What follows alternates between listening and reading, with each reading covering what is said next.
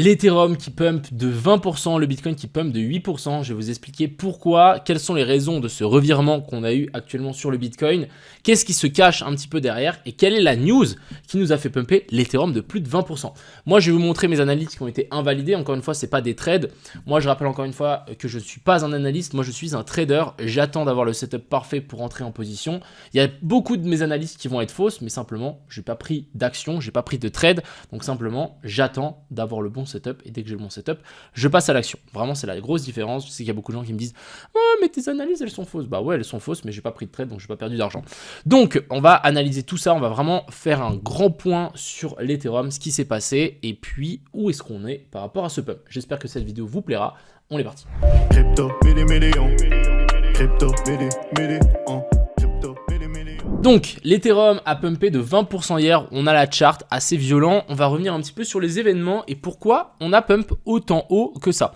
Donc ce qu'il faut comprendre, je vous mettrai d'ailleurs le trade de Esprit Critique dans la description, il a fait un super trade pour expliquer un petit peu tout ce qui s'est passé. Moi je vous l'ai expliqué avec mes mots et avec les choses les plus intéressantes qu'il faut savoir. Donc déjà ce qu'il faut comprendre c'est que hier on a eu des petits analystes qui du coup sont dans tout ce qui est ETF etc avec BlackRock parce que comme vous savez BlackRock ça fait le 10 novembre qu'ils veulent et qui construisent un ETF Ethereum pour ensuite le proposer à la SEC. Mais en gros, ce qui s'est passé hier, c'est qu'on a des analystes qui viennent de changer leur pourcentage et ils ont dit que l'ETF Ethereum avait 75% de chances que passer contre 25% à l'époque. Donc c'est un pump de 50%, ce qui est beaucoup et du coup beaucoup de gens se sont dit ah bah c'est sûr ça va être approuvé et du coup on a eu un giga pump de l'Ethereum simplement grâce à ces analystes qui nous ont dit que bah, y avait 75% de chances que ça allait être approuvé. Donc dès qu'il y a cette news qui est sortie, l'Ethereum a pris 20% sans trop de se poser de questions. Ensuite, on a la SEC du coup qui a demandé à pas mal de bourses qui voulaient lister donc l'Ethereum, l'ETF Ethereum, de mettre à jour certains documents en fonction de pour qu'ils soient acceptés. En fait, du coup, la SEC commence un peu à collaborer avec les gens qui veulent avoir un ETF Ethereum et ça, c'est plutôt bon signe. Mais vous allez me dire pourquoi tout d'un coup, pourquoi ce revirement en un claquement de doigts, on a eu ce changement de veste. Donc, on a retourné la veste.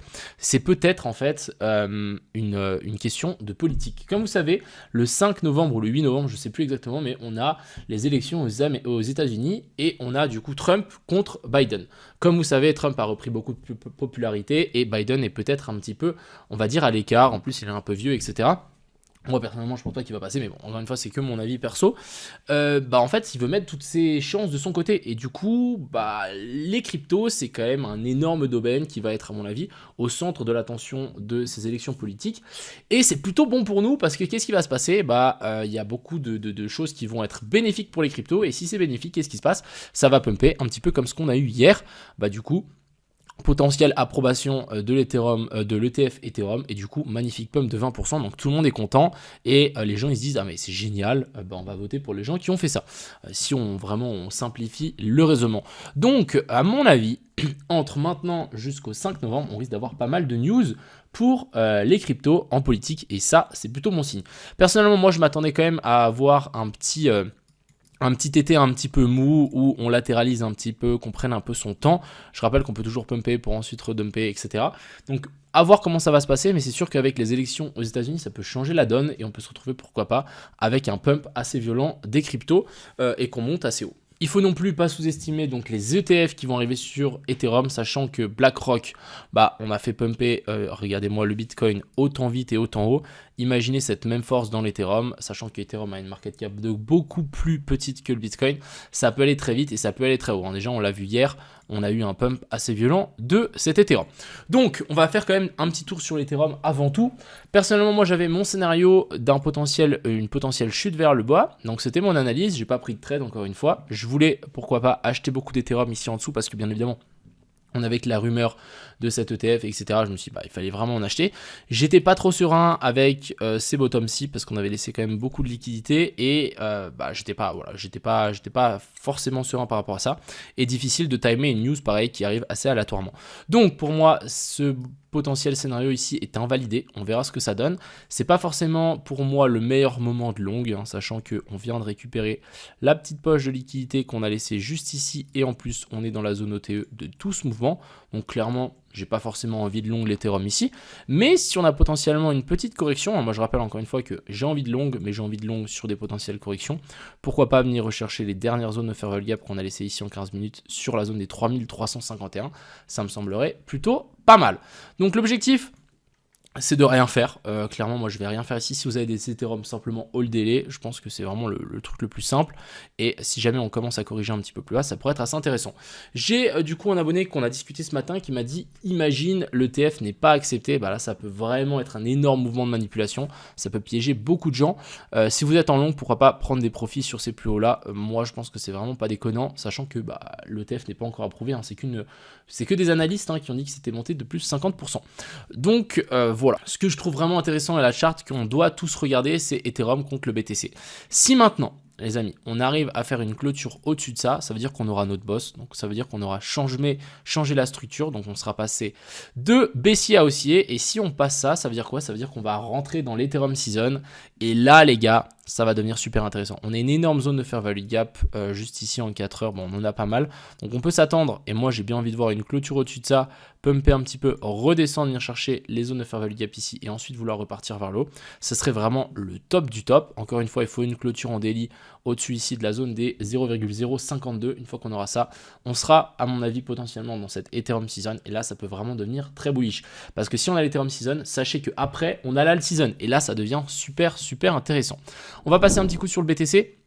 BTC, comme vous le voyez ici, on a traversé toutes mes zones potentielles de short. Donc encore une fois, je n'ai pas shorté, j'avais simplement une potentielle zone de short. Si on avait un setup, on n'a pas eu de setup, donc on a juste traversé ça comme dans du beurre. Donc maintenant, notre zone de résistance ici va sans doute passer en tant que zone de support, et je pense que ça peut être super intéressant de pourquoi pas essayer de long ici la zone de fair value gap inversée, pile poil ici sur la zone des 69 000, pour ensuite vouloir continuer à pumper vers le haut et venir récupérer la poche de liquidité qu'on a laissée là. Je rappelle qu'on a un equal high ici, et ensuite on verra. Une fois qu'on aura pris ces liquidités, pourquoi pas faire un truc comme ça. Une fois qu'on aura pris ces liquidités, on pourra peut-être de nouveau corriger, on verra. Moi, encore une fois, je suis vraiment pas convaincu de cet été qu'on vienne faire un to the moon et qu'on vienne chercher, je sais pas, la zone des 100 000. Personnellement, je vais rester vraiment en mode trouver des petits setups à longue en 15 minutes, et puis on avisera. Mais encore une fois, je suis pas convaincu de cet été, et puis la zone, plutôt la time frame où on devrait avoir tout son argent, c'est à partir de septembre, octobre, novembre. Là, je pense, les gars, il faut vraiment faire all-in dans les cryptos, n'importe quoi, mais je pense que tout va pumper à ce moment-là. Ça sera juste en plus avant les élections américaines, et je pense que tout le marché va pumper comme d'habitude. On va faire quand même un petit tour sur les différents setups que je vous ai partagés. Donc je rappelle encore une fois que moi je suis un trader, je devrais d'ailleurs vous montrer que des setups comme ça dans lesquels je trade, comme ça moi je suis sûr de mes analyses. Mais en gros ici on a le Tao, je vous en ai parlé, qu'on avait cette petite inversion structure dans la zone OTE, très important, et du coup on était revenu chercher la zone 0,138, et là on s'est juste envolé. Donc sachez que depuis hier on a pris 18% sur le Tao. Je sais qu'il y a pas mal de gens qui ont pris le long, franchement félicitations à vous. On avait le AGX aussi, j'attendais un setup un peu plus bas, venir récupérer ici la poche de liquidité, malheureusement on n'est pas revenu récupérer cette poche, donc on s'est juste envolé. On n'est pas loin du TP, donc pour moi j'ai simplement enlevé mon ordre. C'est un trade qui me passe sous le nez, mais c'est pas grave, et ça arrivera encore, et c'est le jeu. On a le Floki qui est un petit peu front run aussi la même zone, donc la même poche de liquidité et la zone OTE. Donc moi je suis déjà en position dessus, mais j'aurais bien voulu peut-être recharger un petit peu plus bas. Malheureusement j'ai pas eu l'opportunité.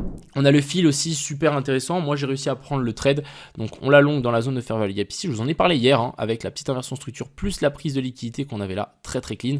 Hop, on s'est envolé. Je pense que le fil peut monter encore un petit peu plus haut, sachant que on a, il me semble, cassé la trendline. Voilà, on a vraiment cassé cette trendline. Je voudrais bien voir un pump du fil vers la zone ici des 6.7 voire 7.6 juste au-dessus, mais en tout cas très joli petit bottom. En parlant de setup vraiment clean, il y en a un que j'ai raté, c'était sur l'Ethereum. Je vais vous montrer ça, c'est ici. On a eu finalement prise de liquidité sous ces lots. Ensuite ici on est venu faire un boss, on est redescendu, et regardez-moi ça, on est venu chercher le bas de cette zone de fair value gap, et ensuite on s'est envolé. Donc dommage, setup que j'ai raté. Le setup était vraiment clean, surtout que, vu comme on a pumpé après, ça aurait été vraiment stylé de le holder, en tout cas pour TP jusqu'ici. Mais je pense pas que j'aurais holdé pour TP jusque là-haut, mais en tout cas TP ce plus haut là, ça aurait fait un très bon trade. Je vais vous le montrer.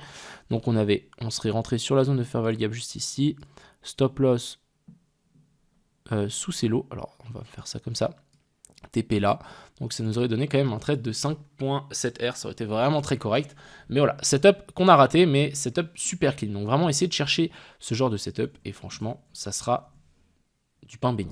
Si on a Jasmine aussi, personnellement j'attends toujours un retour un petit peu plus bas, on verra si on l'a, si on l'a pas, c'est pas grave, c'est pas un trade que je prends, mais voilà, on a des zones assez intéressantes, tant qu'on vient pas chercher ces zones là, personnellement je ne longue pas, même chose ici pour l'injective, on est à front run la poche de liquidité là, je m'attendais à une redescente un petit peu plus forte, ce qu'on va pouvoir faire maintenant, c'est ce que je vous ai montré hier, c'est déplacer notre zone OTE, parce que un jour ou à l'autre, on viendra récupérer cette zone OTE, donc on va pouvoir déplacer ça, le mettre ici entre la zone des 24 $ et la zone des 22 $, et simplement, on va attendre une potentielle chute d'une injective jusque dans cette zone-là pour trouver un long. Je rappelle encore une fois qu'il y a un 60% minimum à prendre ici sur l'injective jusqu'à la zone OTE, ici au-dessus, vers la zone des 40 $. Voilà un peu le topo aujourd'hui, j'espère que cette vidéo vous a plu. Je vais essayer de passer un petit peu plus de temps pour juste vous montrer des setups de trade et pas forcément des analyses, parce que je suis juste beaucoup plus fort en faisant des analyses techniques, des trades que des analyses techniques. Donc voilà, j'espère que cette vidéo vous a plu, je vous souhaite à tous une agréable journée, c'était Cryptomignon, ciao.